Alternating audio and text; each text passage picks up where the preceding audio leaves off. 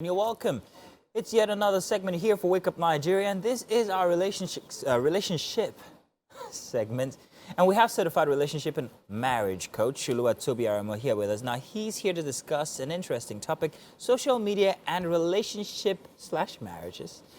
Now, you're welcome, Mr. Aremo. Good to have you here again. Having me. We had a conversation in the morning while we were introducing our highlights, and the ladies were talking about how social media is a big factor in breaking relationships and marriages. Okay. And we would like to know what your position is on that. Does it break or build them? Okay. Social media is like water, fire. In themselves, they are not good or bad. However, the way they are used is what determines the output, whether they are bad or not. And also, but when you look at general scope of the use of social media right now, there seems to be a leaning to the negative than the positive. Social media, for example, cuts down communication among couples. Okay, because there's a lot of screen time. You're always on your screen. You're scrolling through Instagram. You're scrolling through TikTok. You're scrolling. I know as you scroll, time is going. Yeah. You're sitting with your partner on the same couch. Totally different. And time has gone an hour, 2 hours, 3 hours. A time that you could have used to speak to yourself, to spend some time together, gone. So would you agree with me that it's breaking relationships? It is. It is Very actually. good. breaking Did you hear now, Titi and breaking relationships? It is, okay.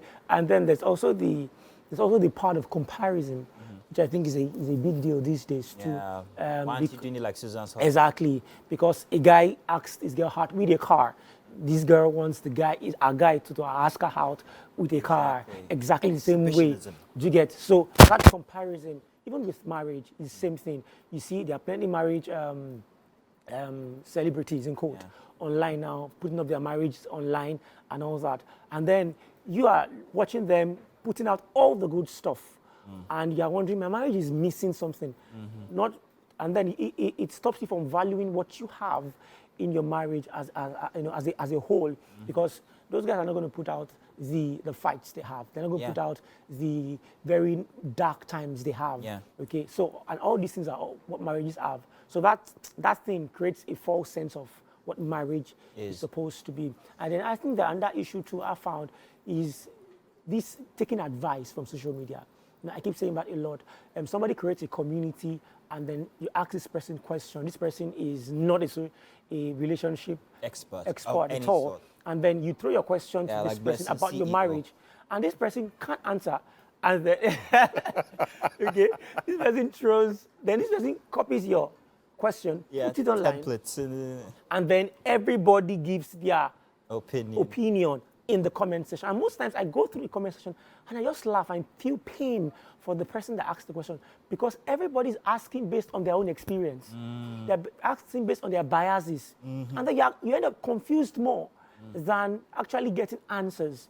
Okay, so... And there's no one-size-fits-all for these solutions. Exactly. So usually, I think these three key things: your communication breakdown, comparison, and then just cherry-picking advice on social media can, contribute negatively. So what do couples, whether married or in relationships, have to do when it comes to the subject of social media, when it comes to screen time, when it comes to, all of that? What must they do? So I think that couples must consciously have timeouts, okay, that anybody can call. Okay, so we can say from 9 o'clock, no more screen time. Boom, nice. So with that, we know whatever I have to do on my phone, the moment it's 9 o'clock, it's off. Myself and my babe, we are sitting together and we are speaking. Or for those that are not married, they're saying every time we are together, our phones are on silent, at least for this amount of time. That way you are, because if you don't do it consciously, it won't happen by magic. Yeah.